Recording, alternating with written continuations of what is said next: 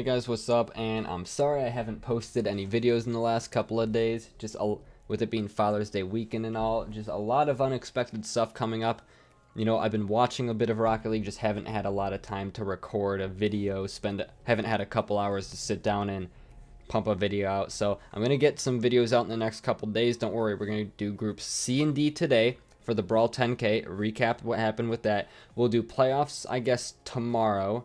And then Salt Mine, we'll talk about, well, probably maybe a news video is coming out soon, so I'll figure it out. Don't you worry. I'm just sorry I've kind of went AWOL for a couple days, but we're back. We're here. But yeah, as always, if you guys do enjoy, make sure you hit subscribe. Subscribing is the #1 way to support the channel, and I thank everybody who does. So yep, let's get right into it. So the very first match of Group C was NRG Esports versus Demons, and all I gotta say, man, is Squishy Muffins. Squishy Muffins he's back, okay? I mean, he looks like the best player on NRG right now. Ever since Cloud9 won Worlds, they've kind of been on a downhill. Season 7, they did good. Then Season 8, they didn't do so hot. Season 9, you know, it was worse than we expected them to play. They didn't have the greatest start. They did well at the end. Throughout the whole time, I thought Squishy Muffins did look to be the best on Cloud9, but Squishy Muffins on NRG, okay, it really shows that it wasn't performance issues. It really just came down to chemistry at that old Cloud9 roster. They really just weren't meshing well. All the players are still good, I think. Just kind of needed a change, and that really showed, okay? Justin and Squishy Muffins, okay? They score passing plays like you'd see in a fucking Jazer video, okay? It is nuts there. It's awesome that they're on the team together, and yeah, they just destroyed Demons. But yeah, now let's get on to Rat Enterprises versus 72PC, and you know, we were used to Torment being a third man, but he was scoring a ton of goals with Illusion and Gimmick. I really liked how Gimmick was getting in on offense as well. I think everyone on Cloud9, well, not Cloud9, I think everyone on Rat Enterprises really was pulling their own weight. I think Torment was my favorite, but I do remember from that series, you know, the 3-0, I think they all had a part to play. Really liked them. There wasn't one player that I thought needed to step up more. I think that Rat Enterprises, I mean, they're just better. Sometimes it comes down to that. I think that 72-pin connector, their mechanics aren't as good as Rat Enterprises. You know, maybe their positioning could use a little work compared to an RLCS caliber team, which is to be expected, but, you know, good 3-0. So then we get on to Demons versus 72-pin connector in the losers round 1. And, dude, Wonder, this is probably the best I've ever seen Wonder play, okay? Throughout RLCS, obviously, he didn't play too well. That's why he got kicked from Rogue, and now he's looking to find a rival series team, work his way back up to RLCS. But, man, Wonder was outstanding on 72-pin connector. Honestly, it was the best I've ever seen him play. Of course, it wasn't against an RLCS team. It was against an RLRS caliber team.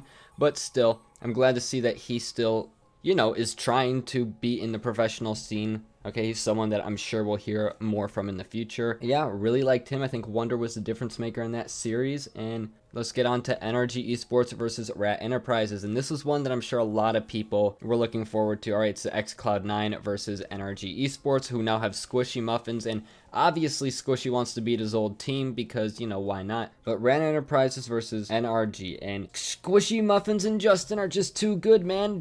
I'm sure I'm going to show you guys some of their passing plays. There was a ton. I obviously won't show them all, but they just had some good stuff just going around. Okay, just a very mechanically intensive play style, and it works. Okay, I think Squishy Muffins looks the best on the roster. Justin looks very good too. Okay, I'd say one of those two is probably the best on that NRG Sports team. Garrett G played insane as well, every single one of them. Then Rat Enterprises, alright, I think Illusion fit better on the team than Reddles. Kind of like how I said, I think Reddles played very well on Team Envy when they tried him out. But I still think that Rat Enterprises should look for maybe a new third. I don't know. I think that they didn't even make playoffs, okay? And a team, this xCloud9 roster, you assume they're going to be making playoffs because, you know, the history of the team, the talent of the players. I just don't think Illusion meshed as well as they wanted him to. So, that's my personal opinion. Obviously, who knows what's going to happen, but that's just me talking about what I saw, and yeah. And then NRG move on, then we have Rat Enterprises versus 72PC. I was expecting Rat Enterprises to win, I really was. But then what happened was 72PC ends up winning the first 3 games, and in a convincing fashion. Game 1 went to overtime, but for the most part, 72PC was kind of dominant. throughout those first 3 games, but then Rat Enterprises start to turn it up. Torment and Gimmick start playing very well, and they almost reverse sweep 72-pin connector, but in the last game, the very last game, a game 7 overtime, 72-pin connector ended up taking it. And I really think that Lion Blaze was the ultimate factor. I think he played it just insane. Lion Blaze was the carry. He was scoring a ton. I think Lion Blaze looked like he was the fastest player on the field. All right, his mechanics are very good, and I think that Lion Blaze is the reason they end up moving on, and yeah, that's what happened with that. Then we get on to Group D. Then we have Rogue versus Jamal Jabary, and guys, Jamal Jabary beat Rogue in a 3-1 game. Jamal Jabary. I think the biggest problem with Rogue in this game was they were just hitting the post like left and right. It was just post after post after post or crossbar.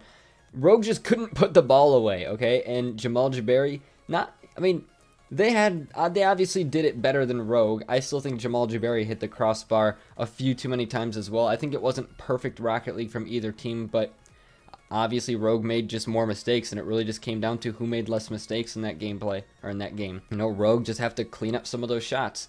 And then we get on to Team Envy versus Stromboli. Turbo Pulsa, I think he looked great. I think Turbo Pulsa looked like the best on this team.